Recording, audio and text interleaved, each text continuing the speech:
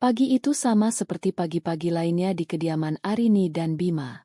Aroma kopi Arabica yang baru diseduh menguar dari dapur, berbaur dengan wangi roti panggang yang diolesi selai srikaya buatan sendiri.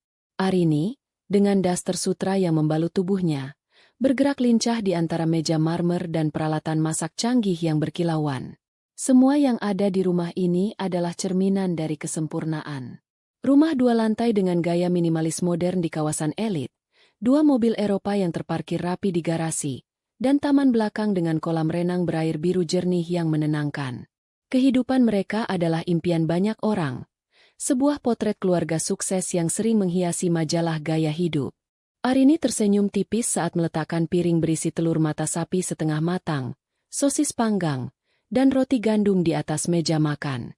Ia tahu persis bagaimana Bima menyukai sarapannya. Semua harus tertata. Semua harus sempurna. Sama seperti citra yang Bima bangun untuk dirinya sendiri. Bima adalah suaminya. Pria yang ia cintai sejak 5 tahun lalu. Pria yang ia temui sebagai seorang staf marketing biasa dengan mimpi setinggi langit dan dompet setipis kertas. Arini, yang saat itu baru menyelesaikan studinya di luar negeri, jatuh cinta pada ambisi dan semangat Bima. Ia melihat api di mata pria itu. Sebuah dahaga akan kesuksesan yang menurutnya sangat menarik. Dengan latar belakang keluarga Arini yang lebih dari mampu, ayahnya, seorang direktur utama di salah satu grup rumah sakit terbesar di negeri ini, awalnya menentang hubungan mereka. Dia tidak sepadan denganmu, Arini, kata ayahnya kala itu, dengan nada khawatir yang tidak bisa disembunyikan. Tapi cinta Arini lebih besar dari keraguan ayahnya. Ia meyakinkan keluarganya bahwa Bima adalah pria yang tepat. Ia percaya pada potensi Bima. Dan Arini tidak hanya percaya, ia membuktikannya. Ia memberikan segalanya untuk Bima. Modal usaha tanpa batas ia kucurkan dari dana warisan ibunya. Jaringan bisnis ayahnya ia manfaatkan untuk membuka pintu-pintu yang tadinya tertutup rapat bagi Bima. Dalam waktu singkat, Bima melesat. Dari seorang staf biasa, ia kini menjadi seorang direktur utama di perusahaannya sendiri, sebuah perusahaan konsultan bisnis yang kliennya adalah nama-nama besar. Bima berubah. Ia menjadi lebih rapi, lebih percaya diri, dan tentu saja, jauh lebih kaya. Tapi semua kekayaan itu, pada dasarnya, adalah milik Arini. Rumah yang mereka tinggali, mobil yang Bima kendarai, bahkan setelan mahal yang melekat di badannya, semuanya dibeli dengan uang Arini. Arini tidak pernah mempermasalahkannya. Baginya, kebahagiaan Bima adalah kebahagiaannya. Kesuksesan Bima adalah buah dari cinta dan dukungan mereka berdua. Setidaknya, itulah yang selalu ia katakan pada dirinya sendiri. Pagi, sayang, sapa Bima, menuruni tangga dengan langkah tegap. Ia sudah rapi dengan kemeja biru langit dan celana bahan berwarna gelap. Rambutnya ditata klimis, dan aroma parfum mahal menguar dari tubuhnya. Ia mengecup kening Arini sekilas. Sebuah ritual pagi yang terasa semakin mekanis dari hari ke hari. Pagi, ayo sarapan, nanti keburu dingin. Jawab Arini sambil menuangkan kopi ke dalam cangkir porselen favorit Bima. Bima duduk dan langsung menyantap sarapannya dengan cepat. Matanya sibuk melirik layar ponsel yang ia letakkan di samping piringnya. Jarinya sesekali mengetik balasan cepat. Arini memperhatikannya dalam diam. Belakangan ini, ponsel itu seolah menjadi bagian dari tubuh Bima, tidak pernah lepas dari genggamannya. Layarnya selalu menghadap ke bawah, dan notifikasi pesan seringkali membuat Bima sedikit tersentak sebelum ia dengan cepat membukanya, sedikit menjauhkan layar dari pandangan Arini. Pekerjaan lagi? Tanya Arini, mencoba terdengar santai. Iya. Biasa. Klien baru dari Singapura. Rewelnya minta ampun. Jawab Bima tanpa mengangkat kepala. Proyek besar. Jadi harus ekstra perhatian. Arini mengangguk. Mencoba memaklumi. Ia tahu dunia bisnis memang kejam dan menuntut. Tapi hatinya tidak bisa dibohongi. Ada sesuatu yang terasa berbeda. Bima sering pulang larut malam. Bahkan kadang tidak pulang dengan alasan menginap di apartemen dekat kantor untuk menyelesaikan pekerjaan. Aroma parfum wanita yang samar namun berbeda kadang tercium dari kemejanya saat Arini memasukkannya ke mesin cuci.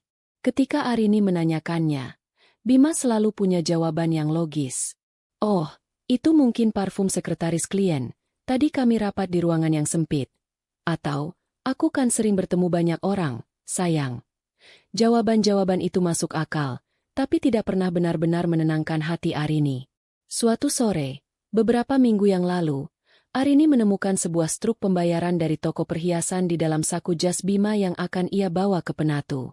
Sebuah liontin berlian seharga puluhan juta rupiah. Arini mengerutkan kening. Ulang tahunnya masih lama. Ulang tahun pernikahan mereka juga sudah lewat. Ia tidak pernah menerima hadiah itu. Saat ia menanyakannya pada Bima malam itu, wajah Bima sempat tegang sesaat sebelum akhirnya tersenyum lebar. Astaga, kamu menemukannya. Itu kejutan untuk ibu.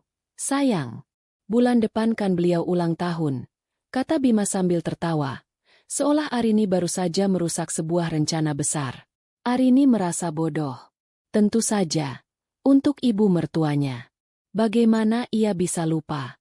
Ia ikut tertawa, menertawakan kecurigaannya sendiri. Tapi di dalam hati, ada suara kecil yang berbisik, mengatakan bahwa tawa Bima terdengar sedikit palsu. Nada bicaranya terlalu bersemangat, seolah berusaha terlalu keras untuk meyakinkan. Tapi lagi-lagi, Arini menepis perasaan itu. Ia tidak mau menjadi istri pencemburu yang posesif. Ia percaya pada Bima. Ia harus percaya. Setelah sarapan, Bima bangkit dan merapikan dasinya. Aku berangkat dulu, ya. Malam ini sepertinya aku akan pulang larut lagi. Ada makan malam penting dengan investor. Lagi? Arini tidak bisa menahan nada kecewanya. Bima menghela napas. Wajahnya menunjukkan sedikit kejengkelan. Arini, aku melakukan ini untuk kita. Untuk masa depan kita. Kamu tahu kan betapa pentingnya pertemuan ini? Arini terdiam. Kata-kata, untuk kita, selalu menjadi senjata pamungkas Bima. Kata-kata itu membuat Arini merasa bersalah karena telah meragukan kerja keras suaminya. Ia mengangguk pelan. Iya, aku tahu. Hati-hati di jalan. Bima mengecup keningnya lagi, lebih cepat dari yang pertama, lalu bergegas pergi. Suara deru mesin mobil sportnya terdengar menjauh, meninggalkan Arini sendirian dalam keheningan rumah yang besar dan mewah itu. Arini menatap piring sarapan Bima yang sudah kosong. Ia merasa hampa. Kemewahan di sekelilingnya terasa dingin dan tidak berarti. Ia berjalan ke ruang keluarga, menatap foto pernikahan mereka yang terpajang besar di dinding. Di foto itu, mereka tertawa bahagia. Bima memeluknya erat. Matanya menatap Arini penuh puja. Arini merindukan tatapan itu. Tatapan yang kini terasa sudah lama hilang, digantikan oleh tatapan sibuk yang lebih sering tertuju pada layar ponsel daripada pada dirinya. Ia menyentuh kaca dingin figura itu, bertanya-tanya dalam hati, di mana letak kesalahannya? Mengapa kebahagiaan yang terlihat begitu sempurna dari luar, terasa begitu rapuh dari dalam? Topeng kehidupan mereka memang indah, berkilauan, tapi Arini mulai merasa lelah menopangnya. Ia takut jika topeng itu retak, ia tidak akan siap melihat wajah asli di baliknya. Malam merayap turun, membawa serta hawa dingin yang menembus kaca jendela raksasa di ruang keluarga. Di luar, hujan mulai turun, menciptakan irama monoton yang justru membuat suasana semakin sepi. Arini duduk di sofa empuk, memeluk bantal sambil menatap layar televisi yang menyala tanpa suara. Pikirannya tidak di sana. Pikirannya melayang pada suaminya. Jam di dinding sudah menunjukkan pukul 11 malam. Bima berjanji akan pulang larut. Tapi ini sudah lebih larut dari biasanya. Makan malam dengan investor seharusnya sudah selesai sejak beberapa jam yang lalu. Arini meraih ponselnya, membuka ruang obrolan dengan Bima. Pesan terakhir yang ia kirim 2 jam lalu, menanyakan apakah semuanya baik-baik saja, hanya centang 2 berwarna abu-abu. Belum dibaca. Ia mencoba menelepon. Panggilan pertama, kedua, ketiga, semuanya dialihkan ke kotak suara. Rasa cemas mulai menjalari hatinya. Ini tidak seperti biasanya. Sesibuk apapun Bima, ia tidak pernah mengabaikan panggilan Arini sampai selama ini. Berbagai skenario buruk mulai berkelebat di benaknya. Kecelakaan? Perampokan? Ia mondar-mandir di ruang keluarga. Setiap bunyi dari luar rumah membuatnya tersentak berharap itu adalah suara mobil Bima. Tapi yang terdengar hanya deru angin dan gemericik hujan. Rasa cemasnya kini berubah menjadi ketakutan. Ia mencoba meyakinkan diri bahwa mungkin ponsel Bima kehabisan baterai, atau ia sedang berada di tempat yang tidak ada sinyal. Tapi di tengah kota metropolitan seperti ini, alasan itu terasa sangat lemah. Ia bahkan sempat berpikir untuk menelepon beberapa rekan bisnis Bima, tapi ia mengurungkan niatnya. Ia tidak mau terlihat seperti istri yang panik dan tidak percaya pada suaminya. Tepat saat jam berdentang 12 kali, menandakan pergantian hari, ponsel Arini berdering. Nama Bima tertera di layar. Arini segera mengangkatnya dengan napas lega yang tertahan. "Bima, kamu di mana? Aku khawatir sekali," serunya. Tapi suara di seberang sana bukanlah suara Bima yang tenang dan berwibawa seperti biasanya. Suara itu terdengar panik, terputus-putus, dan ada nada ketakutan yang kental. "Arini sayang, dengarkan aku." "Ada apa, Bima? Kamu baik-baik saja?" desak Arini. Jantungnya berdebar kencang. Aku baik-baik saja. Tapi, ada sedikit masalah. Aku sekarang ada di rumah sakit," kata Bima. Jantung Arini seolah berhenti berdetak. "Rumah sakit? Kamu kecelakaan? Rumah sakit mana?" tanyanya beruntun. Tangannya sudah gemetar. Bukan aku. Rekan kerjaku. Dia pingsan tadi. Jadi aku langsung membawanya ke UGD. Aku di rumah sakit Medika Utama sekarang," jelas Bima dengan cepat. Rumah sakit Medika Utama. Rumah sakit milik ayahnya. Setidaknya itu sedikit melegakan. Arini bisa langsung ke sana dan meminta bantuan ayahnya jika diperlukan. "Ya Tuhan, aku ke sana sekarang," kata Arini sambil meraih kunci mobil di atas meja. "Jangan." Suara Bima terdengar lebih keras dari yang seharusnya. "Jangan ke sini, Arini. Aku mohon.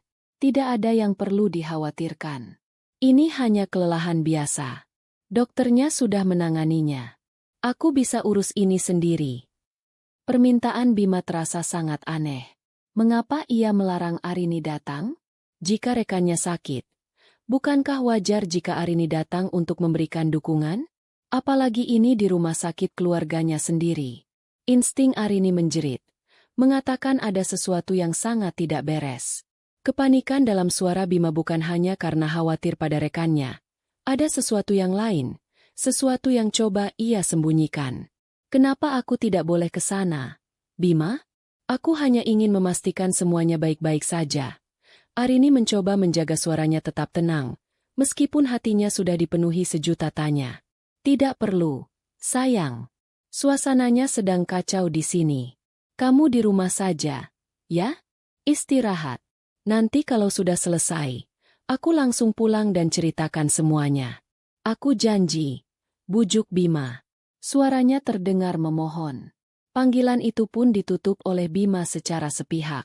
Arini berdiri termangu di tengah ruangan. Ponsel masih tergenggam erat di tangannya. Larangan Bima justru menyalakan api curiga yang selama ini coba ia padamkan. Semua kejanggalan beberapa bulan terakhir kembali berputar di kepalanya seperti potongan film rusak. Ponsel yang selalu disembunyikan, pulang larut malam, aroma parfum asing, struk perhiasan. Semuanya tiba-tiba terasa saling terhubung, membentuk sebuah pola mengerikan yang tidak berani ia bayangkan. Ia tidak bisa hanya duduk diam di rumah. Ia harus tahu apa yang sebenarnya terjadi.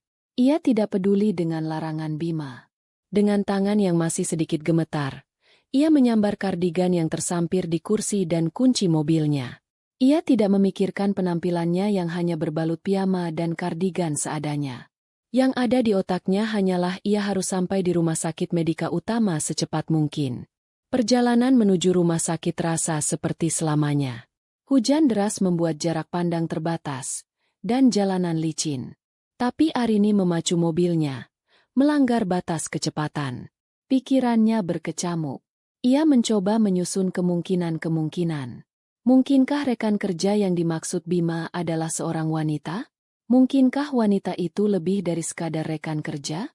Arini menggelengkan kepalanya kuat-kuat, mencoba mengusir pikiran buruk itu. Tidak, Bima tidak mungkin mengkhianatinya. Tidak setelah semua yang telah mereka lalui bersama.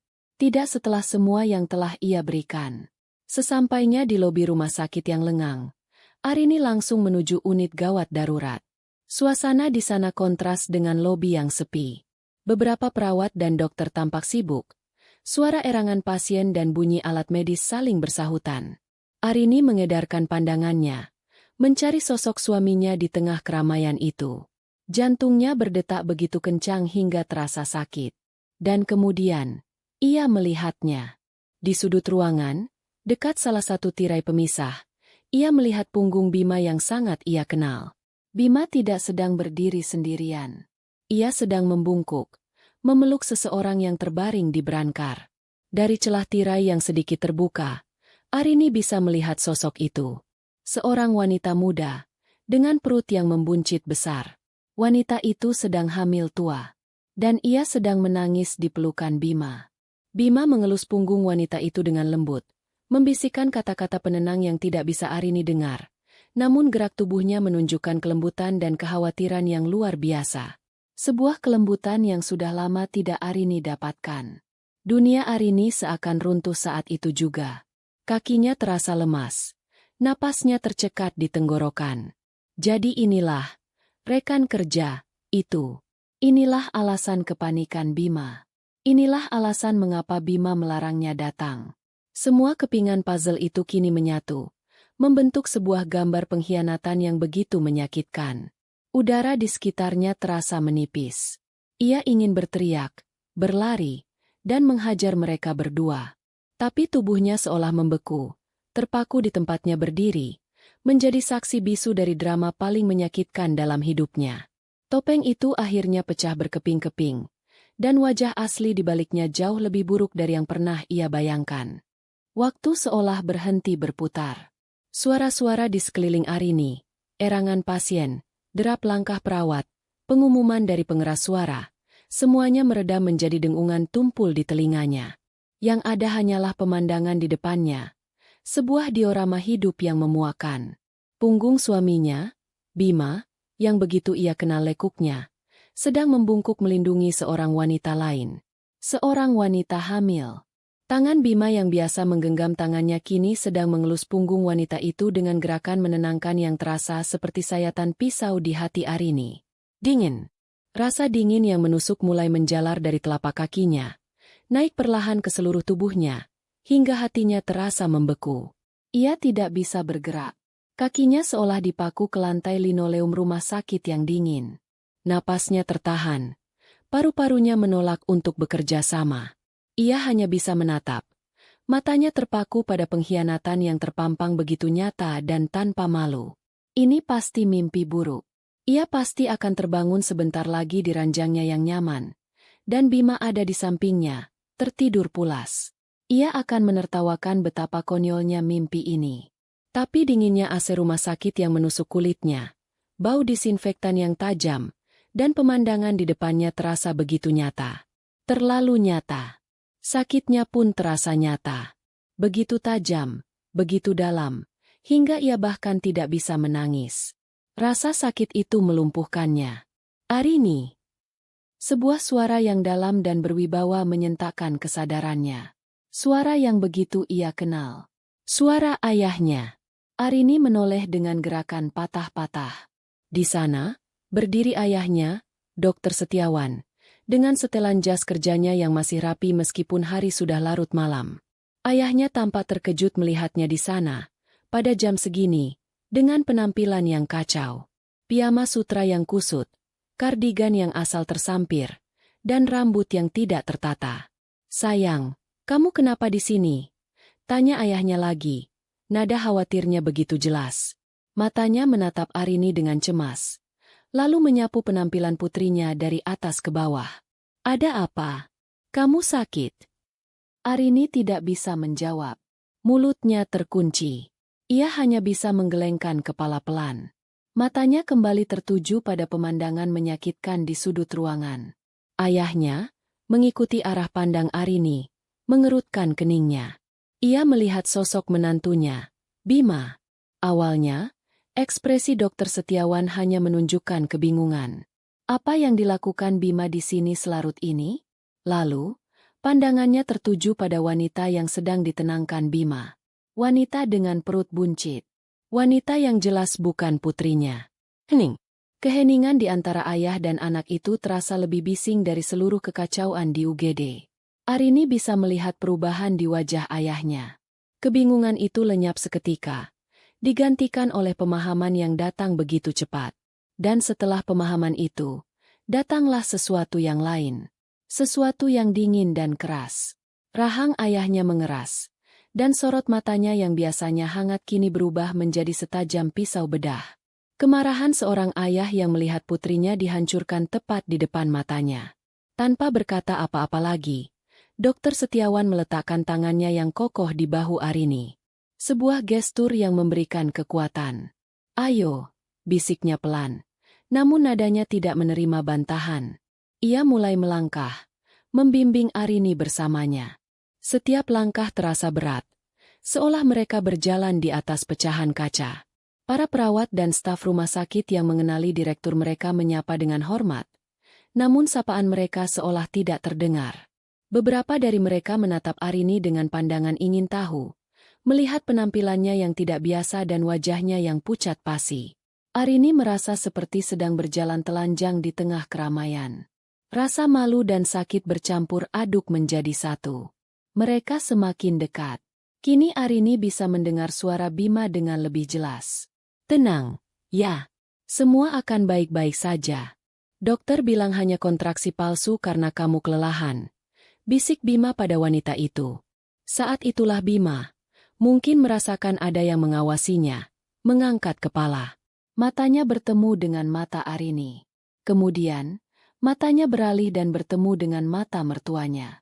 Dunia Bima runtuh dalam sepersekian detik. Wajahnya yang tadinya penuh perhatian berubah menjadi pucat pasi, seperti mayat. Matanya membelalak ngeri. Bibirnya terbuka tanpa suara. Ia seperti melihat hantu. Ia perlahan melepaskan pelukannya dari wanita itu. Tangannya tergantung canggung di udara. "Ayah, Arini." Suara Bima keluar seperti bisikan serak, penuh keterkejutan dan ketakutan. Dokter Setiawan tidak memedulikan Bima. Tatapannya tertuju pada Arini, seolah memastikan putrinya masih kuat berdiri. Lalu, dengan suara yang tenang namun mematikan, ia berbicara. "Bima, sepertinya malammu sibuk sekali." Bima tergagap. "Ayah, ini tidak seperti yang terlihat. Saya bisa jelaskan." Ia melirik panik ke arah Arini, lalu ke wanita di brankar yang kini menatap mereka dengan bingung dan takut. Arini akhirnya menemukan suaranya kembali. Suara itu keluar dengan serak, dingin, dan penuh racun. "Rekan kerja, Bima?" tanyanya, mengulangi kebohongan yang Bima katakan di telepon. Satu kalimat pendek itu terasa lebih menampar daripada ribuan makian. Wajah Bima semakin pucat. "Arini, sayang, dengarkan aku dulu." "Jangan panggil aku sayang," desis Arini. "Jangan pernah panggil aku dengan sebutan itu lagi." Wanita di brankar itu, yang bernama Rania, akhirnya mengerti apa yang sedang terjadi. Ia menatap Arini, lalu ke Bima. Wajahnya memancarkan ketakutan. "Mas Bima, mereka siapa?" tanyanya dengan suara bergetar. "Diam," bentak Bima pada Rania. Sebuah kepanikan yang membuatnya menjadi kejam. Kemudian ia kembali memohon pada Arini dan ayahnya. "Ini salah paham. Dia Rania, staf baru di kantor. Ibunya baru saja meninggal. Dia stres dan kelelahan. Makanya saya tolong." Kebohongan itu begitu konyol, begitu transparan, hingga Arini hampir tertawa. "Staf baru? Menolong? Dengan perut sebesar itu?" Dokter Setiawan melangkah maju, berdiri tepat di depan Bima. Posturnya yang tinggi dan berwibawa membuat Bima terlihat kecil dan menyedihkan. "Cukup, Bima," kata Dokter Setiawan. Suaranya rendah namun mengandung ancaman. "Jangan menghina kecerdasan kami dengan kebohonganmu yang menyedihkan itu." Ia kemudian menoleh ke kepala perawat yang sejak tadi memperhatikan drama itu dari kejauhan dengan cemas. Suster Diana, tolong pastikan pasien ini mendapatkan penanganan yang sesuai. Pindahkan ke ruang perawatan obstetri. Lakukan semua prosedur yang diperlukan. Baik, dokter. Jawab Suster Diana dengan sigap.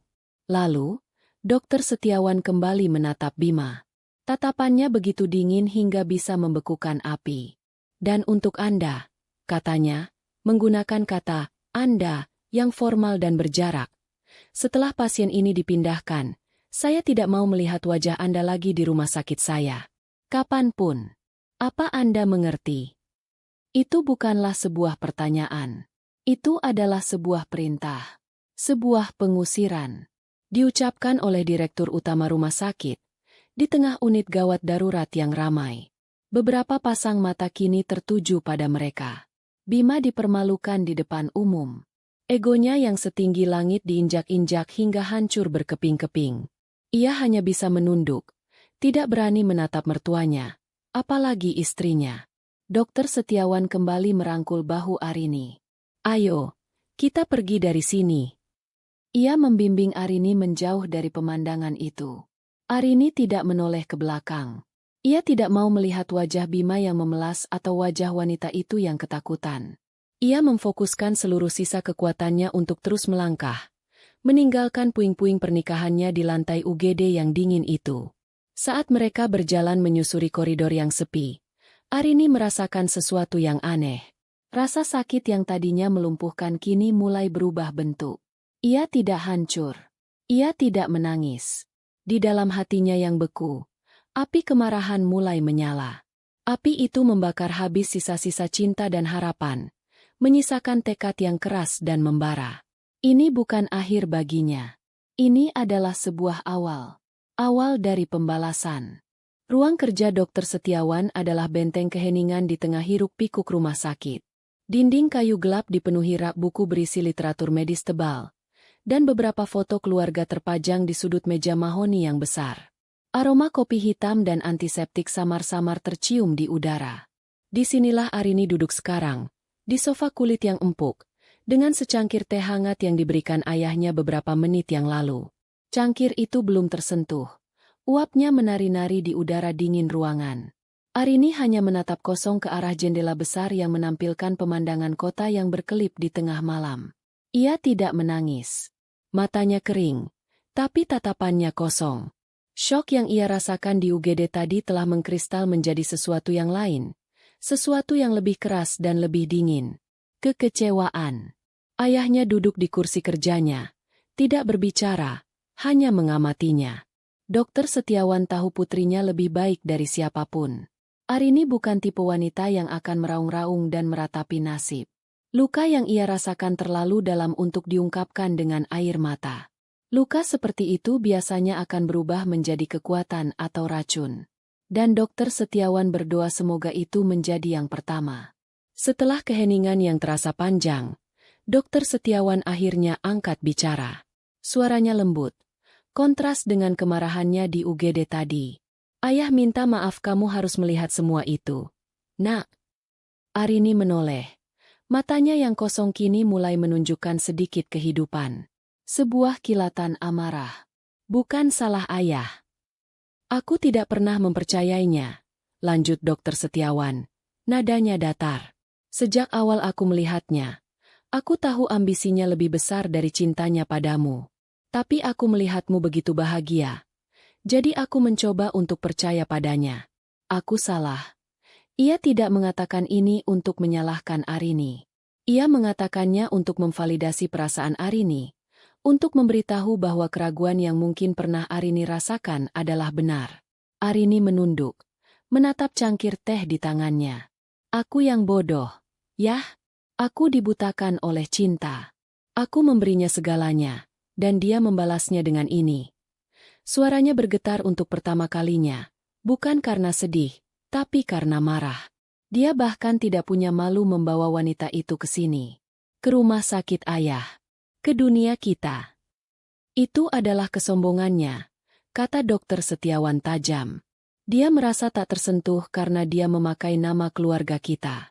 Dia lupa bahwa semua yang dimilikinya, perusahaan, rumah, kemewahan, semuanya berasal darimu. Dari kita. Kata-kata ayahnya seperti menyalakan sekring di dalam kepala Arini. Benar. Semua itu miliknya. Bima tidak punya apa-apa. Dia datang tanpa membawa apapun. Dan dia akan pergi tanpa membawa apapun. Keputusan itu terbentuk di benaknya dengan begitu cepat dan jelas. Seolah tidak ada pilihan lain yang pernah ada. Tidak ada keraguan. Tidak ada pertimbangan kedua. Pernikahannya sudah mati. Terkubur di lantai UGD tadi.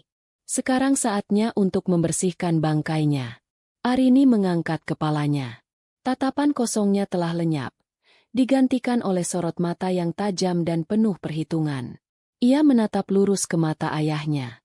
Aku mau cerai. Dokter Setiawan mengangguk pelan. Ayah tahu. Ayah sudah menduganya. Tapi bukan sekadar cerai. Yah, lanjut Arini. Suaranya kini terdengar mantap dan dingin. Aku mau dia kehilangan segalanya. Aku mau dia kembali menjadi seperti saat aku pertama kali bertemu dengannya. Seorang pria tanpa nama, tanpa uang, tanpa apapun. Aku mau mengambil kembali semua yang telah kuberikan padanya. Dokter Setiawan melihat kilat baja di mata putrinya. Ini adalah Arini yang ia kenal. Putrinya yang cerdas, kuat, dan tidak akan membiarkan siapapun menginjak-injak harga dirinya. Ia merasa bangga sekaligus sedih. Bangga karena putrinya tidak hancur. Sedih karena putrinya harus melalui semua ini untuk menunjukkan kekuatannya. Apapun yang kamu butuhkan, katakan saja. Seluruh sumber daya keluarga kita ada di belakangmu. Aku butuh Pak Rudi, kata Arini, menyebut nama pengacara utama keluarga mereka. Seorang pengacara korporat yang terkenal kejam di ruang sidang. Dokter Setiawan meraih ponselnya, mencari kontak, lalu memberikannya pada Arini. Arini mengambil ponsel itu tanpa ragu. Jarinya menekan tombol panggil. Saat panggilan itu tersambung, Arini tidak membuang waktu untuk berbasa-basi, meskipun saat itu sudah lewat tengah malam. Selamat malam, Pak Rudi. Maaf mengganggu. Ini Arini Setiawan. Terdengar suara serak khas orang baru bangun tidur di seberang sana, yang langsung berubah menjadi waspada. Non Arini? Ada apa? Apa semuanya baik-baik saja? Semuanya tidak baik-baik saja, Pak. Dan saya butuh bantuan Anda. Jawab Arini, suaranya datar tanpa emosi. Saya mau Anda menyiapkan surat gugatan cerai untuk suami saya, Bima Prawira. Siapkan besok pagi. Terdengar keheningan sesaat. Cerai. Nona, Anda yakin? Saya tidak pernah seyakin ini seumur hidup saya, tegas Arini. Dan ada beberapa hal lagi. Semua aset yang terdaftar atas nama saya atau dibeli menggunakan dana dari saya mau kepemilikannya diamankan 100%. Rumah di Permata Hijau, semua kendaraan. Bekukan semua kartu kredit tambahan atas nama dia. Dan yang paling penting, Pak. Arini berhenti sejenak, menarik napas dalam. Perusahaan konsultan yang dia pimpin, PT Adijaya Sentosa. Modalnya 100% dari saya. Saya mau Anda mempersiapkan pengambil alihan penuh. Saya mau rapat umum pemegang saham luar biasa secepatnya. Singkirkan dia dari posisi direktur. Instruksi Arini begitu detail, begitu cepat, dan begitu kejam. Bahkan Dokter Setiawan yang mendengarkannya pun sedikit terkejut dengan betapa terencananya serangan balasan putrinya. Ini bukan lagi masalah hati yang terluka. Ini sudah menjadi perang. Pengacara di seberang telepon, setelah pulih dari keterkejutannya, langsung beralih ke mode profesional. Baik, Non Arini, saya mengerti. Saya akan siapkan semuanya. Besok pagi tim saya akan mulai bekerja. Terima kasih, Pak, kata Arini, lalu menutup telepon. Ia mengembalikan ponsel itu pada ayahnya. Tubuhnya terasa lelah, bukan karena mengantuk, tapi karena adrenalin dari kemarahannya mulai surut, menyisakan kekosongan yang dingin. Ia telah menekan tombolnya. Ia telah meluncurkan misil pertamanya. Tidak ada jalan untuk kembali. Ayahnya bangkit dari kursinya, berjalan menghampiri dan duduk di sampingnya. Ia merangkul Arini dengan erat. Kamu melakukan hal yang benar. Dalam pelukan ayahnya yang hangat dan aman, pertahanan diri Arini akhirnya sedikit retak. Tubuhnya mulai bergetar hebat, menahan gejolak emosi yang coba ia tekan sekuat tenaga. Tapi tetap saja, tidak ada air mata yang jatuh. Seolah-olah sumber air matanya telah kering kerontang, terbakar habis oleh api pengkhianatan. Rasa sakitnya terlalu besar untuk sebuah tangisan. Yang ada hanyalah getaran tubuh yang menahan amarah, kekecewaan, dan rasa jijik pada pria yang pernah ia puja. Sekarang kita pulang, bisik ayahnya.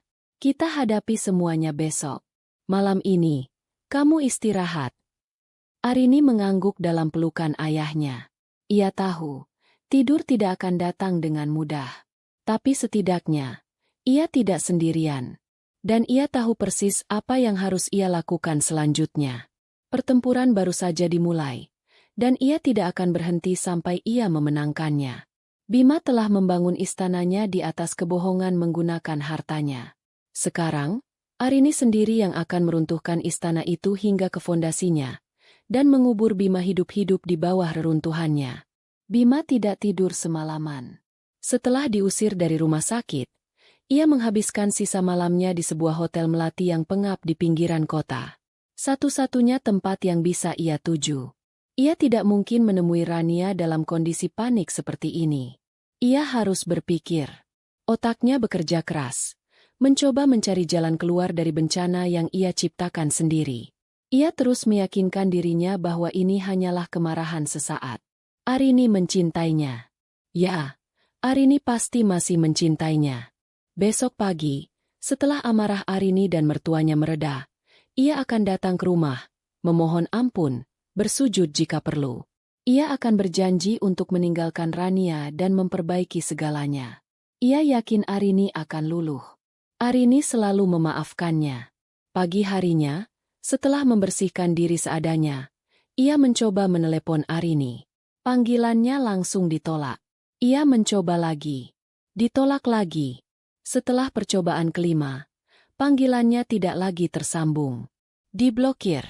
Rasa dingin mulai merayapi punggungnya. Ia beralih menelepon telepon rumah. Tidak ada yang mengangkat. Rasa paniknya mulai memuncak. Ia harus segera ke rumah. Ia harus bicara dengan Arini sebelum semuanya terlambat. Dengan sisa kepercayaan dirinya, ia menyetop taksi dan menuju ke kompleks perumahan mewah mereka. Namun, saat taksi berhenti di depan gerbang rumahnya yang megah, pemandangan yang ia lihat membuatnya tertegun. Gerbang itu tertutup rapat, dan dua orang satpam berwajah keras yang tidak ia kenali berdiri di depannya. Ia mencoba membuka gerbang kecil di sampingnya dengan kartu aksesnya. Tapi mesin itu berbunyi penolakan. Tidak valid. Maaf, Pak. Bapak cari siapa? Tanya salah satu satpam itu dengan nada formal. Cari siapa? Ini rumah saya. Saya mau masuk. Jawab Bima dengan nada tinggi. Emosinya mulai tersulut. Mohon maaf, Pak. Kami mendapat instruksi dari pemilik rumah, Ibu Arini, bahwa Bapak Bima Prawira tidak lagi diizinkan masuk ke properti ini. Kata satpam kedua dengan tenang namun tegas. Rahang Bima mengeras. Apa-apaan ini? Saya ini suaminya. Saya berhak masuk. Ia mencoba menerobos. Tapi dua satpam itu dengan sigap menghalangi jalannya. Dari celah gerbang, Bima bisa melihat pemandangan yang lebih mengerikan. Beberapa orang dari perusahaan jasa pindahan sedang mengangkut barang-barang keluar dari rumahnya. Bukan perabotan. Mereka mengangkut kotak-kotak berisi pakaiannya, koleksi jam tangannya, sepatu-sepatunya, semua barang pribadinya. Mereka menumpuknya dengan rapi di dekat garasi, seolah itu adalah tumpukan sampah yang siap dibuang. Arini, keluar. Kita perlu bicara. Teriak Bima sekuat tenaga, mengabaikan tatapan aneh dari beberapa tetangga yang kebetulan lewat. Tapi yang keluar bukanlah Arini. Yang keluar adalah seorang pria berpenampilan necis yang ia kenal sebagai salah satu asisten Pak Rudi, pengacara keluarga Setiawan. Pria itu membawa sebuah map coklat tebal. Selamat pagi, Pak Bima. Sapanya dengan nada dingin. Saya di sini untuk menyerahkan ini. Ia menyodorkan map itu pada Bima. Ini adalah surat gugatan cerai dari Ibu Arini, beserta surat perintah pengosongan aset pribadi. Semua barang Anda sudah kami siapkan. Silahkan Anda bawa. Bima menatap map itu dengan nanar. Tangannya gemetar. Cerai. Kata itu menghantamnya seperti palu godam. Jadi ini bukan hanya kemarahan sesaat. Ini adalah akhir. Semua terjadi begitu cepat, begitu terorganisir, begitu kejam. Ia merasa seperti sedang menghadapi sebuah mesin penghancur yang tidak bisa dihentikan. Merasa putus asa dan dipermalukan, Bima meninggalkan rumah itu. Ia harus ke kantor. Setidaknya di sana ia masih punya kuasa. Ia masih seorang direktur utama. Ia akan menggunakan uang perusahaan jika perlu. Dengan sisa uang tunai di dompetnya, ia naik taksi lain menuju gedung perkantoran mewah di pusat kota, tempat PT Adijaya Sentosa berada. Menara yang menjadi simbol kesuksesannya. Ia melangkah masuk ke lobi dengan angkuh, mencoba mempertahankan sisa-sisa wibawanya. Namun, saat ia menempelkan kartu aksesnya di pintu elektronik menuju lift eksekutif, lampu merah menyala disertai bunyi penolakan. Akses ditolak. Ia mencobanya lagi. Hasilnya sama. Beberapa karyawan yang berlalu lalang mulai memperhatikannya dan berbisik-bisik. Tiba-tiba, pintu di sampingnya terbuka. Pak Rudi, pengacara Arini, keluar bersama dua anggota Dewan Komisaris yang selama ini selalu menjilatnya. Wajah mereka kini tampak dingin dan asing. Bima, sapa Pak Rudi tanpa basa-basi. Kami sudah menunggumu. Mereka membawanya ke sebuah ruang rapat kecil, bukan ruang direktur miliknya yang luas. Di atas meja sudah ada setumpuk dokumen. Atas nama pemegang saham mayoritas tunggal, Nyonya Arini Setiawan, mulai Pak Rudi dengan suara pengacara yang terlatih, telah diadakan rapat luar biasa pagi ini. Hasilnya, Dewan Komisaris secara aklamasi memutuskan untuk memberhentikan Anda dari posisi Direktur Utama PT Adijaya Sentosa, efektif sejak saat ini juga. Jantung Bima serasa diremas. Apa? Kalian tidak bisa melakukan ini. Aku yang membangun perusahaan ini. Anda salah. Sela salah satu anggota dewan, pria tua yang dulu sering ia ajak main golf. Anda menjalankannya. Tapi yang membangunnya adalah dana 100% dari keluarga Setiawan. Dan kini, pemilik dana itu mengambil kembali miliknya. Pak Rudi mendorong sebuah kotak kardus kosong ke arah Bima. Anda diberi waktu 15 menit untuk mengemasi barang-barang pribadi Anda dari meja kerja Anda. 2 orang petugas keamanan akan mengawal Anda. Setelah itu, Anda dilarang untuk menginjakkan kaki di gedung ini lagi. Rasa panas menjalar ke wajah Bima. Ini adalah puncak dari penghinaan. Diantar seperti seorang pencuri, di perusahaan yang pernah ia pimpin. Dengan langkah gontai, ia mengikuti petugas keamanan ke ruang kerjanya yang megah. Para stafnya menatapnya dengan campuran rasa kasihan dan ingin tahu. Ia tidak berani menatap mereka. Dengan tangan gemetar, ia memasukkan beberapa bingkai foto, sebuah piala penghargaan, dan beberapa barang pribadi lainnya ke dalam kotak kardus. Semua terasa surreal. Baru kemarin ia duduk di kursi empuk itu, menandatangani kontrak bernilai miliaran. Hari ini, ia diusir hanya dengan sebuah kotak kardus. Setelah selesai, ia digiring keluar melalui lobi. Semua mata tertuju padanya. Ia merasa telanjang. Saat ia melangkah keluar dari pintu kaca gedung, pukulan terakhir datang menghantamnya. Mobil sport hitam kesayangannya, hadiah dari Arini 2 tahun lalu, sedang diangkut ke atas sebuah truk derek.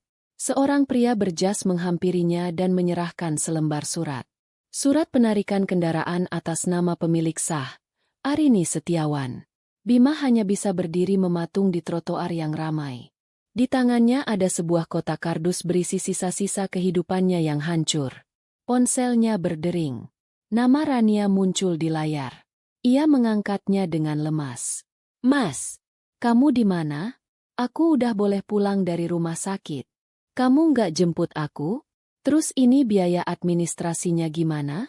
Kartumu ditolak. Cerocos Rania dengan nada panik dan menuntut. Bima menatap gedung pencakar langit di depannya, lalu menatap kotak kardus di tangannya, dan akhirnya menatap truk derek yang membawa pergi mobilnya. Semuanya hilang. Dalam waktu kurang dari 24 jam, ia telah jatuh dari puncak dunia ke dasar jurang yang paling dalam. Ia bukan siapa-siapa lagi. Ia kembali menjadi Bima yang dulu, seorang pria miskin tanpa apa-apa. Bedanya, kini ia memiliki beban baru, seorang wanita hamil yang menunggunya, dan masa depan yang tampak lebih gelap dari malam terpekat sekalipun. Beberapa minggu berlalu sejak hari penghakiman itu. Rumah megah yang tadinya terasa dingin dan hampa, kini mulai terasa seperti rumah lagi bagi Arini. Ia telah melakukan ritual pembersihan. Bukan hanya membersihkan barang-barang peninggalan Bima yang kini sudah diangkut entah kemana, tapi juga membersihkan energi dan kenangan buruk yang melekat di setiap sudut. Ia menyewa desainer interior untuk mengubah total tata letak ruang keluarga dan kamar tidur utama. Warna-warna cat diganti dari abu-abu maskulin menjadi krem dan putih yang lebih hangat. Sofa kulit yang berat digantikan dengan sofa kain yang nyaman. Ia ingin menghapus jejak Bima dari kehidupannya, dimulai dari ruang pribadinya. Setiap hari, ia akan membuka semua jendela, membiarkan udara segar dan sinar matahari masuk, seolah sedang mengusir sisa-sisa kegelapan masa lalunya. Kemarahannya belum sepenuhnya padam. Sesekali, saat ia sendirian di malam hari, rasa sakit dan pengkhianatan itu masih terasa menusuk. Tapi Arini menolak untuk tenggelam di dalamnya. Ia mengubah kemarahan itu menjadi bahan bakar. Bahan bakar untuk memulai kembali hidupnya, untuk membuktikan pada dirinya sendiri dan pada dunia bahwa ia lebih dari sekadar istri yang teraniaya. Ia adalah Arini Setiawan, dan ia akan membangun kembali dunianya sendiri. Untuk menyibukkan diri, ia kembali aktif di Yayasan Setiawan Harapan, yayasan amal milik keluarganya yang berfokus pada kesehatan anak-anak kurang mampu. Pekerjaan yang sempat ia tinggalkan karena terlalu sibuk mendukung karir Bima. Kini, ia mencurahkan seluruh waktu dan tenaganya di sana.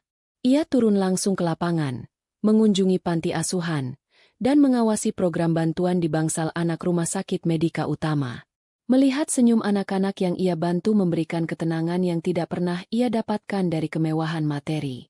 Ia menemukan kembali tujuan hidupnya, sesuatu yang murni miliknya, tidak tersentuh oleh kebohongan Bima. Suatu siang, setelah rapat evaluasi program di rumah sakit, ayahnya mengajaknya makan siang di sebuah kafe kecil yang tenang di dalam kompleks rumah sakit. "Kamu terlihat lebih baik, Nak," kata Dokter Setiawan sambil tersenyum tulus. "Ada cahaya lagi di matamu." Arini tersenyum kecil. "Aku merasa lebih baik, Yah. Sibuk ternyata obat yang paling manjur." Saat mereka sedang berbincang, seorang pria berjas dokter putih menghampiri meja mereka. "Selamat siang, Dokter Setiawan." "Arini." Arini menoleh. Itu adalah Dokter Adrian, seorang dokter spesialis anak yang juga aktif sebagai konsultan di yayasan mereka.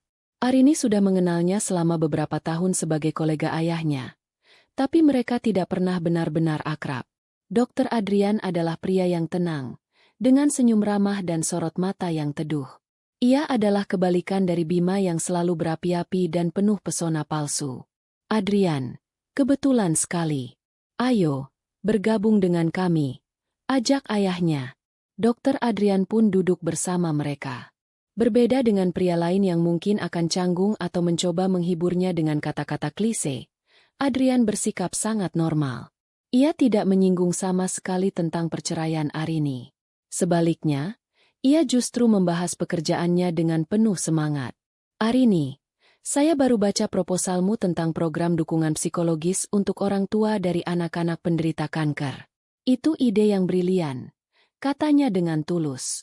"Selama ini kita terlalu fokus pada pengobatan fisik, tapi lupa bahwa mental orang tua juga sangat berpengaruh pada proses penyembuhan anak."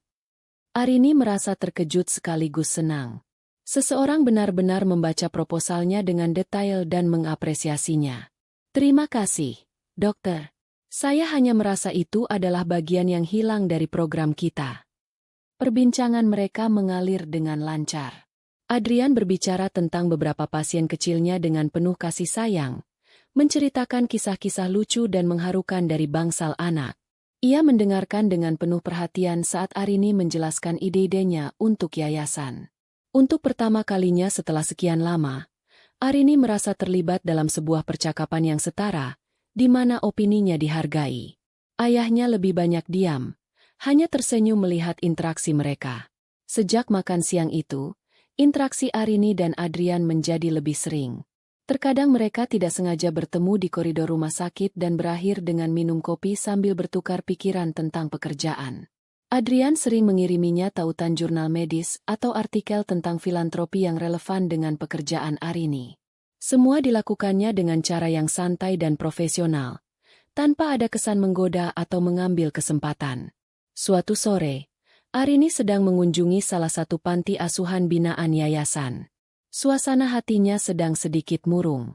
Ia baru saja mendapat kabar dari pengacaranya bahwa proses perceraiannya hampir final, dan Bima, melalui pengacaranya yang murah, mencoba untuk menuntut harta gonogini, sebuah upaya sia-sia yang hanya menambah luka. Saat ia sedang termenung di taman panti, Adrian tiba-tiba muncul.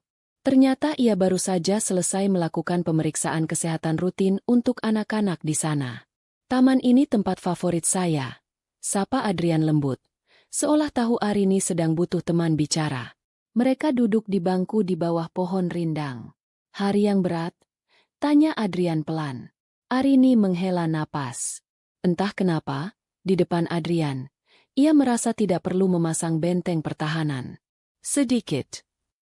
Tidak apa-apa untuk merasa lelah," kata Adrian. "Bahkan mesin yang paling kuat pun butuh waktu untuk istirahat dan perbaikan setelah mengalami kerusakan." Kata-katanya sederhana, tapi tepat sasaran.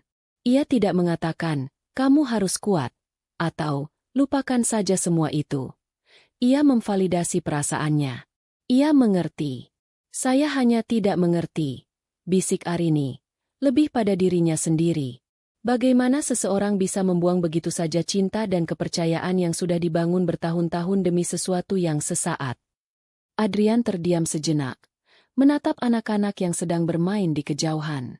"Terkadang, orang tidak membuang sesuatu karena mereka tidak menghargainya," katanya bijak. "Tapi karena mereka memang tidak pernah benar-benar memilikinya sejak awal. Mereka hanya meminjamnya, memakainya untuk kepentingan diri sendiri sampai mereka menemukan mainan baru. Yang salah bukan pemberinya, Arini. Yang salah adalah peminjamnya." Kata-kata itu menohok Arini. Selama ini ia selalu menyalahkan dirinya sendiri, mencari-cari di mana letak kekurangannya. Tapi Adrian membuatnya melihat dari sudut pandang yang berbeda. Yang salah bukanlah dirinya. Mereka duduk dalam keheningan yang nyaman setelah itu, hanya mendengarkan tawa anak-anak. Untuk pertama kalinya, Arini merasa beban di pundaknya sedikit terangkat. Ia merasa dilihat, didengar, dan dimengerti. Bukan sebagai korban, tapi sebagai seorang manusia. Malam itu, setelah pulang ke rumah, Arini berdiri di depan cermin besar di kamarnya. Ia menatap pantulan dirinya. Ia masih melihat jejak-jejak luka di matanya. Tapi ia juga melihat sesuatu yang baru.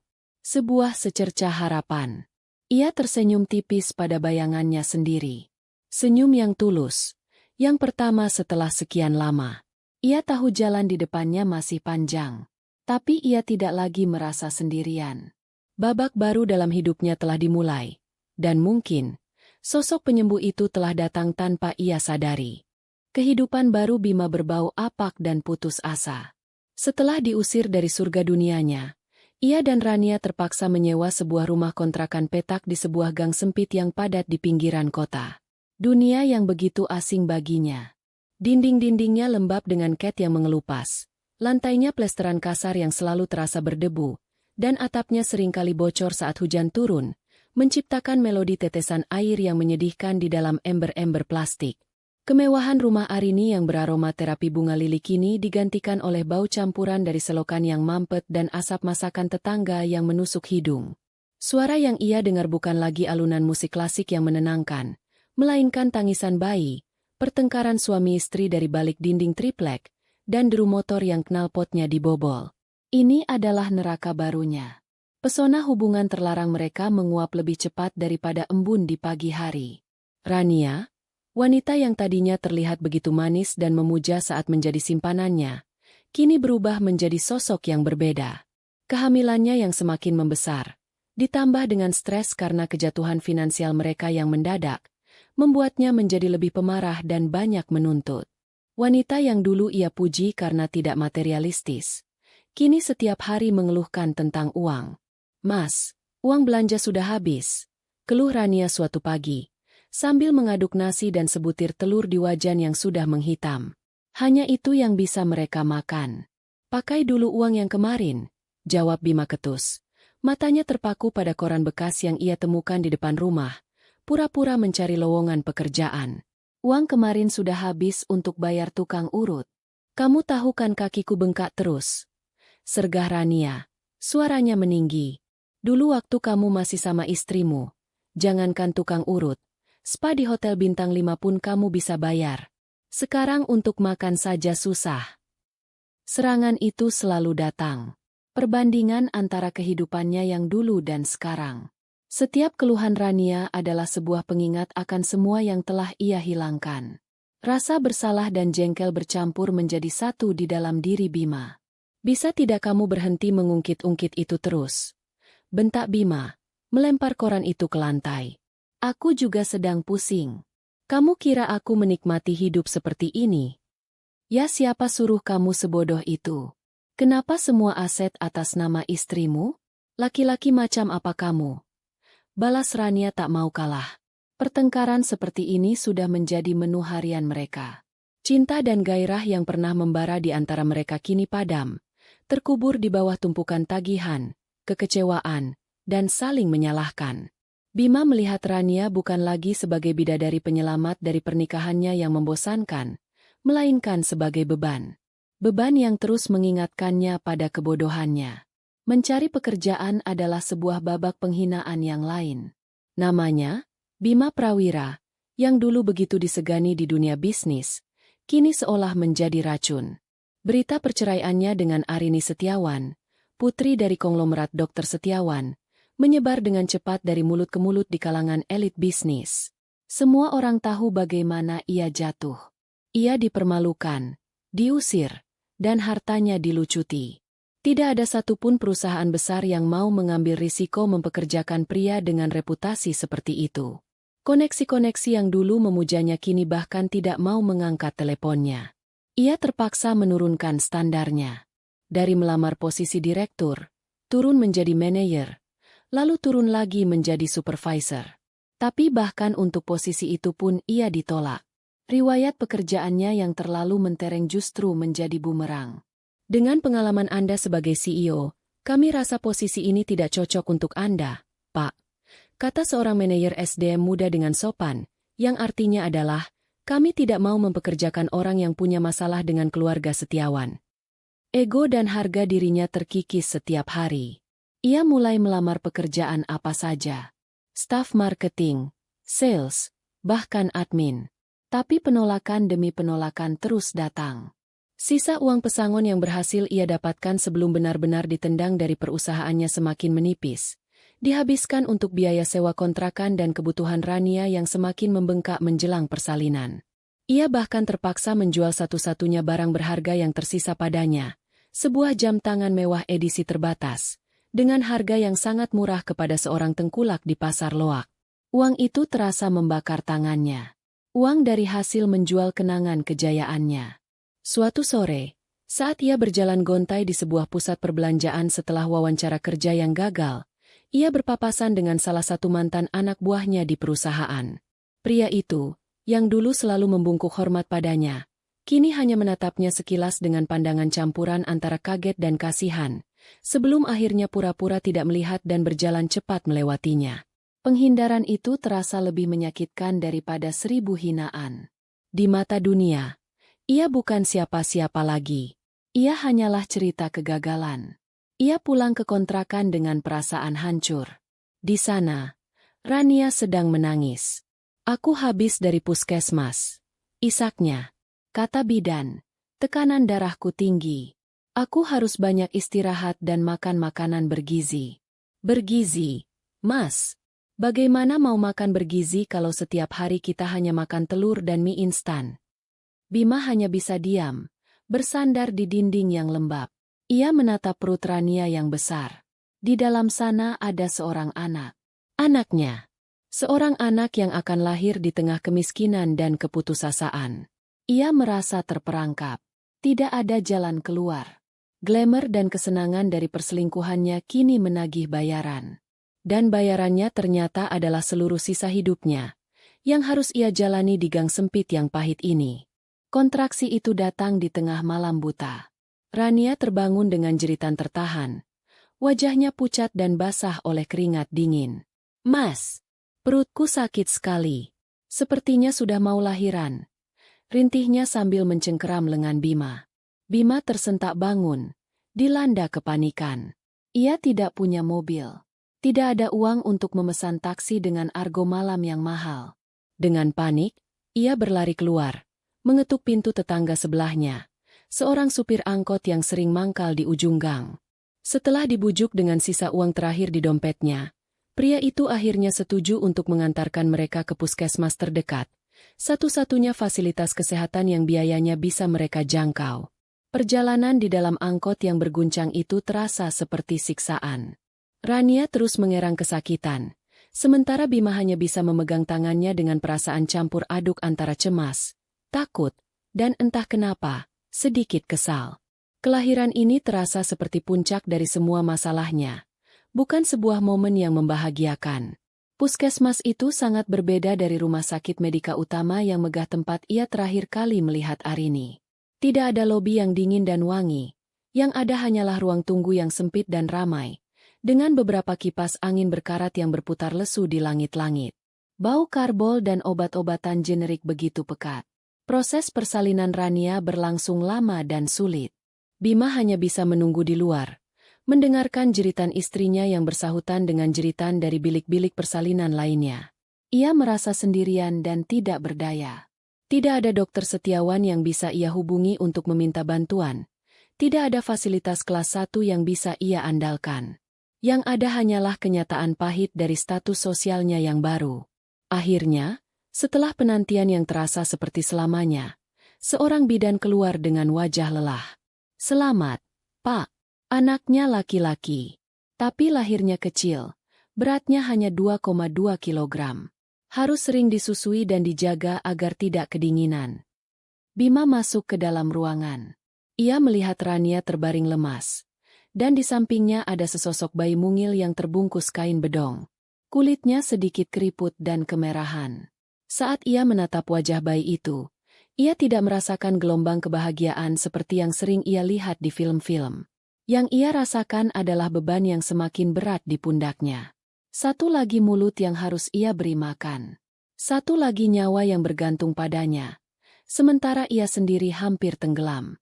Membawa bayi itu pulang ke kontrakan mereka yang sempit adalah awal dari babak baru penderitaan mereka. Bayi itu, yang mereka beri nama Dani, sering menangis. Mungkin karena lapar. Mungkin karena tidak nyaman dengan udara yang panas dan pengap. Rania, yang stres dan kurang gizi, tidak menghasilkan cukup ASI. Mereka terpaksa membeli susu formula, tapi hanya mampu membeli yang paling murah di warung, yang lebih banyak gulanya daripada gizinya. Dinding kontrakan mereka yang tipis seolah tidak ada gunanya. Setiap suara dari dalam rumah mereka menjadi konsumsi publik bagi para tetangga. Tangisan Dani yang melengking di tengah malam, disusul oleh suara pertengkaran mereka berdua, menjadi hiburan gratis bagi penghuni gang. Berisik sekali si bayi itu. Dikasih susu makanya biar diam. Teriak seorang ibu dari rumah sebelah suatu malam. "Bagaimana mau beli susu? Bapaknya saja pengangguran," sahut suara lain, diikuti oleh tawa cekikikan. Cemoohan itu terdengar begitu jelas. Bima dan Rania hanya bisa diam, menelan hinaan itu dalam keheningan yang penuh amarah. Mereka menjadi bahan gosip utama di lingkungan itu. Pasangan, orang kaya jatuh miskin, yang tidak becus mengurus anak. Seiring berjalannya waktu, kondisi Dani semakin memprihatinkan. Tubuhnya tidak berkembang seperti bayi-bayi lain seusianya. Ia terlihat kurus, kulitnya pucat, dan tangisannya terdengar lemah. Ia sering sakit-sakitan, Demam dan batuk pilek seolah tidak pernah benar-benar sembuh. Setiap kali Bima menggendongnya, ia bisa merasakan tulang-tulang kecil di balik kulit tipis itu. Rasa bersalah mulai menggerogoti hatinya. Ini adalah anaknya, darah dagingnya. Tapi ia gagal memberikannya kehidupan yang layak. Suatu sore, saat Rania sedang mencoba menenangkan Dani yang rewel di teras depan, sekelompok ibu-ibu tetangga yang sedang ngerumpi di warung seberang menatap ke arah mereka sambil berbisik-bisik. "Lihat deh, kasihan ya anak itu. Kurus kering begitu. Pasti kurang gizi," kata salah satu dari mereka. Suaranya sengaja dikeraskan. "Ya iyalah, bapaknya kerja serabutan. Ibunya juga kelihatan stres begitu. Mana keurus itu anak. Dulu katanya direktur. Loh, punya mobil sport. Sekarang lihat, buat beli susu anak saja sepertinya tidak sanggup." Setiap kata adalah belati yang menusuk telinga Rania. Ia segera membawa Dani masuk ke dalam rumah, membanting pintu dengan keras. Air matanya bercucuran. "Aku benci hidup seperti ini, Mas. Aku malu. Semua orang menghina kita, menghina anak kita," isaknya. Bima hanya bisa memeluknya dengan canggung. Ia tidak punya kata-kata untuk menenangkan. Karena semua yang dikatakan para tetangga itu adalah kebenaran. Kelahiran Dani, yang seharusnya menjadi anugerah, justru terasa seperti sebuah kutukan. Sebuah cermin hidup yang setiap hari memantulkan kegagalan dan kehancurannya. Anak itu bukan lagi hanya sebuah beban, tapi juga simbol dari dosanya, simbol dari karma yang kini harus ia tanggung seumur hidupnya. 1,5 tahun telah berlalu sejak badai itu menghancurkan pernikahan Arini. Waktu, dibantu oleh kesibukan dan kehadiran orang-orang yang tulus peduli, telah menjadi penyembuh yang handal. Arini telah berubah. Ia bukan lagi wanita naif yang menyerahkan seluruh dunianya untuk seorang pria. Ia telah menemukan dunianya sendiri. Di bawah kepemimpinannya, Yayasan Setiawan Harapan berkembang pesat, meluncurkan beberapa program baru yang inovatif dan berhasil menggalang dana yang signifikan. Ia menjadi sosok yang dihormati di bidang filantropi, bukan karena nama belakangnya, tapi karena kerja keras dan idenya yang cemerlang. Kemarahan yang dulu membara di hatinya kini telah menjadi bara api yang hangat, memberinya energi untuk terus maju, bukan untuk membakar masa lalu. Hubungannya dengan Adrian pun tumbuh secara organik, seperti tanaman rambat yang kuat namun tidak tergesa-gesa. Mereka tidak pernah secara resmi menyatakan berpacaran. Hubungan mereka terjalin melalui serangkaian momen-momen kecil yang bermakna. Melalui secangkir kopi di sela-sela pekerjaan, makan siang yang panjang diisi dengan diskusi tentang kasus-kasus anak yang menyentuh hati, dan sore hari yang dihabiskan bersama di panti asuhan, tertawa bersama anak-anak. Adrian tidak pernah mencoba untuk menggantikan Bima. Ia tidak pernah membanjirinya dengan hadiah-hadiah mewah atau janji-janji muluk. Sebaliknya, ia memberinya sesuatu yang jauh lebih berharga, ruang untuk menjadi dirinya sendiri, telinga untuk mendengarkan tanpa menghakimi, dan bahu untuk bersandar saat ia merasa lelah. Adrian mencintai Arini dengan cara yang tenang dan dewasa. Ia jatuh cinta pada kecerdasan Arini saat mereka berdebat tentang strategi yayasan. Ia jatuh cinta pada belas kasih Arini saat melihatnya memeluk seorang anak penderita leukemia. Ia jatuh cinta pada kekuatannya, pada bagaimana Arini mengubah lukanya menjadi kebaikan untuk orang lain. Bagi Adrian, Arini adalah wanita yang utuh, bukan wanita yang patah dan perlu diselamatkan. Malam itu, Adrian mengajaknya makan malam. "Bukan untuk pekerjaan," katanya di telepon dengan nada sedikit geli. "Hanya kita berdua." Ia membawa Arini bukan ke restoran Prancis yang megah atau hotel bintang 5 yang sering dikunjungi para sosialita.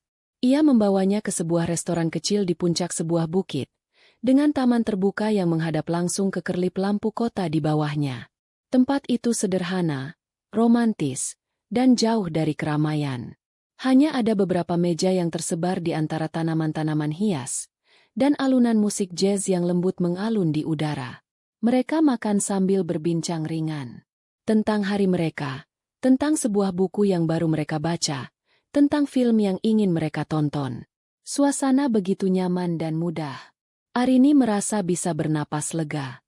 Ia tidak perlu menjadi siapa-siapa. Tidak perlu menjaga citra. Ia bisa menjadi Arini, dengan semua tawa dan kelelahannya.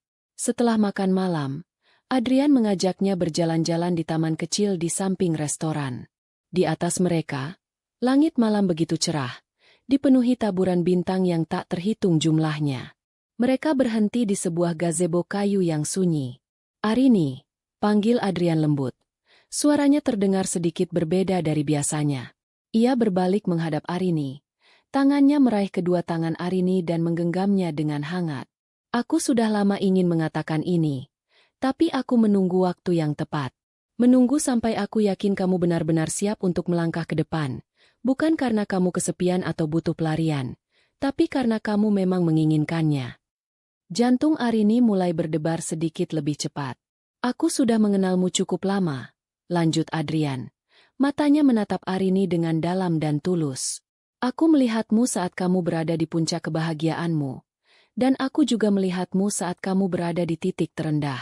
Dan di setiap versi dirimu, aku selalu melihat wanita yang luar biasa. Wanita yang kuat, cerdas, dan punya hati yang lebih luas dari langit di atas kita ini. Arini, aku jatuh cinta padamu. Aku jatuh cinta pada caramu tertawa, pada kerutan di dahimu saat kamu berpikir keras, pada semangatmu saat bicara tentang anak-anak di yayasan. Aku jatuh cinta pada semuanya."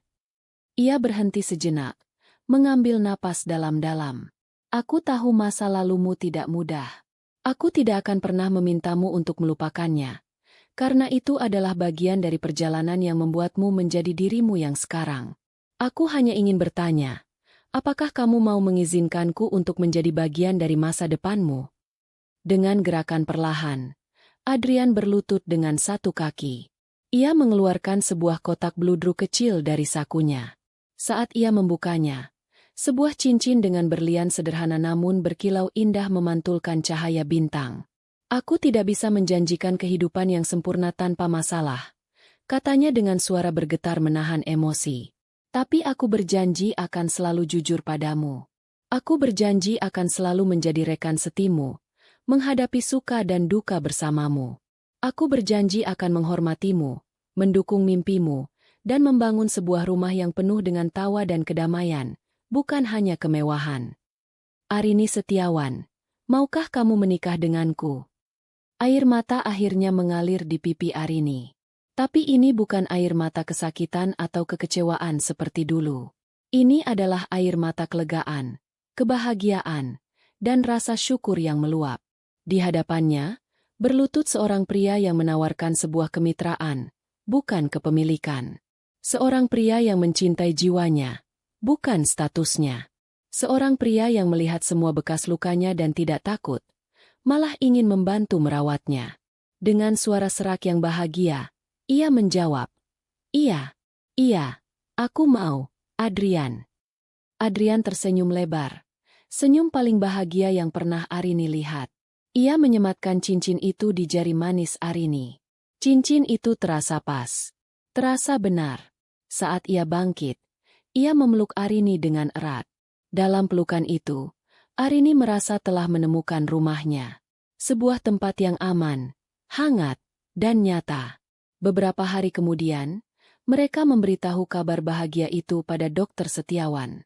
Pria paruhbaya itu menatap putrinya, lalu menatap Adrian, pria yang sangat ia hormati. Matanya berkaca-kaca karena haru. Ia bangkit dan memeluk Arini dengan erat, lalu menepuk bahu Adrian dengan mantap. "Jaga putriku baik-baik," katanya dengan suara berat. "Dia adalah harta paling berharga yang kumiliki." "Saya janji, Om," jawab Adrian dengan mantap. "Dengan seluruh hidup saya." Malam itu, Arini berdiri di balkon kamarnya, menatap cincin yang melingkar di jarinya. Ia akhirnya mengerti. Cinta sejati bukanlah tentang dongeng yang sempurna atau gairah yang membabi buta. Cinta sejati adalah tentang menemukan seseorang yang membuatmu merasa damai. Seseorang yang membantumu menyatukan kembali kepingan hatimu yang pecah, bukan untuk memilikinya, tapi untuk melihatmu utuh kembali. Dan ia telah menemukannya. Babak baru yang sesungguhnya akan segera dimulai. Pernikahan Arini dan Adrian adalah cerminan dari hubungan mereka. Elegan, hangat, dan penuh ketulusan. Mereka tidak mengadakan pesta megah yang menjadi sorotan media. Sebaliknya, mereka memilih sebuah upacara pernikahan yang intim di sebuah taman bunga yang asri, hanya dihadiri oleh keluarga dan sahabat terdekat. Arini, dalam balutan gaun pengantin berwarna putih gading yang sederhana namun anggun, tampak begitu bercahaya. Senyum tidak pernah lepas dari wajahnya, sebuah senyum tulus yang mencapai matanya.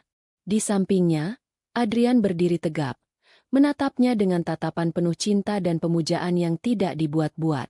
Saat mereka mengucapkan janji pernikahan yang mereka tulis sendiri, semua tamu bisa merasakan kesungguhan dalam setiap kata. Mereka tidak berjanji tentang kemewahan atau kehidupan tanpa celah.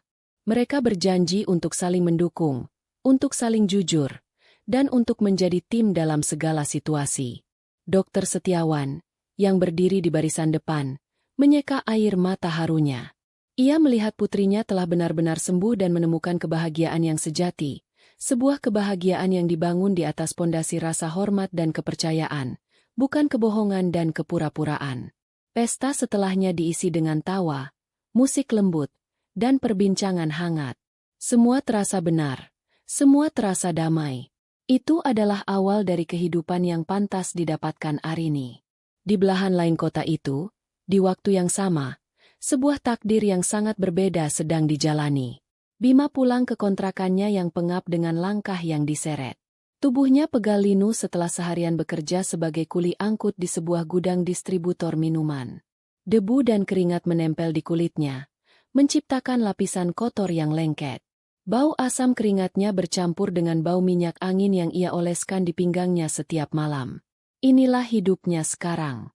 Kerja keras membanting tulang dari pagi hingga sore hanya untuk mendapatkan upah yang pas-pasan untuk makan dan membayar sewa.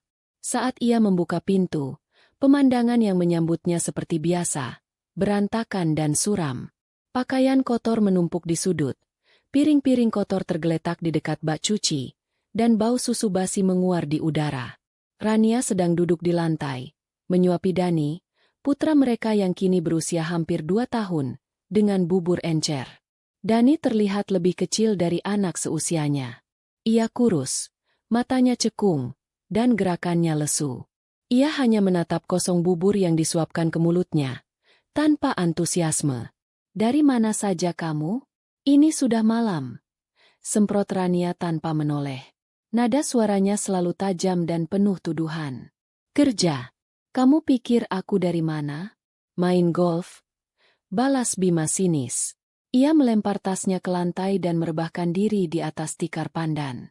"Ini uang untuk hari ini," katanya sambil mengeluarkan beberapa lembar uang lecek dari sakunya dan melemparnya ke dekat Rania. "Hanya cukup untuk beli beras dan telur." Rania menatap uang itu dengan jijik. "Hanya ini? Dani butuh susu. Popoknya juga sudah mau habis. Obat batuknya juga. Lalu aku harus bagaimana lagi?" teriak Bima. Emosinya yang sudah terkuras habis oleh pekerjaan kini tersulut. "Aku sudah bekerja seperti binatang. Apa kamu pikir uang bisa jatuh dari langit?" "Ini semua salahmu," jerit Rania. Kini air matanya mulai mengalir. "Kalau saja kamu tidak sebodoh itu dulu, kita tidak akan hidup seperti ini. Anak kita tidak akan menderita seperti ini. Kamu laki-laki tidak berguna." "Dan kamu," balas Bima, bangkit duduk dengan mata menyala. "Kamu pikir aku mau hidup begini? Kamu yang terus merengek minta ini itu saat kita masih berselingkuh. Kamu yang membuatku mengambil risiko. Kamu sama saja, hanya menginginkan hartaku. Setidaknya aku tidak meninggalkanmu. Karena kamu tidak punya pilihan lain." Pertengkaran mereka semakin menjadi-jadi. Suara mereka saling membentak, memenuhi ruangan sempit itu dengan racun kebencian dan penyesalan. Dani, yang ketakutan, mulai menangis. Tangisannya terdengar lemah dan menyedihkan. Tiba-tiba, dinding triplek kontrakan mereka digedor dengan keras dari sebelah. "Woi, berisik. Bisa diam tidak? Kasihan itu anak kalian dengar kalian ribut terus kayak anjing sama kucing," teriak suara seorang pria dari sebelah. Hinaan itu membungkam mereka berdua. Bima merasa wajahnya panas karena malu. Ia merasa muak. Muak dengan semuanya. Dengan napas yang memburu, ia bangkit dan berjalan keluar, membanting pintu di belakangnya. Ia duduk di sebuah bangku reot di depan kontrakan, di tengah gang yang gelap dan berbau got. Beberapa tetangga yang masih terjaga menatapnya sekilas dengan pandangan mencemooh sebelum kembali ke urusan mereka. Ia mendengar bisik-bisik mereka. Itu dia, si mantan direktur. Kasihannya, hidupnya hancur. Salah sendiri, kena karma. Bima menundukkan kepalanya, menyembunyikan wajahnya di antara kedua telapak tangannya yang kasar dan kapalan. Dari dalam rumah, ia masih bisa mendengar tangisan putranya yang memilukan. Tangisan itu seperti sebuah vonis yang terus-menerus mengingatkannya akan kegagalannya sebagai seorang ayah, sebagai seorang pria. Ia telah memiliki segalanya, istri yang mencintainya, kekayaan yang melimpah, status sosial yang terhormat. Tapi ia membuang semuanya demi sebuah kesenangan sesaat yang fana. Kini, ia tidak memiliki apa-apa. Hanya kemiskinan, hinaan, dan penyesalan abadi yang akan menemaninya seumur hidup. Di langit malam yang sama, di bawah bintang-bintang yang sama yang menyaksikan lamaran Adrian, Bima hanya bisa menatap kegelapan nasibnya yang ia ciptakan dengan tangannya sendiri. Tidak ada jalan kembali. Inilah akhir dari ceritanya.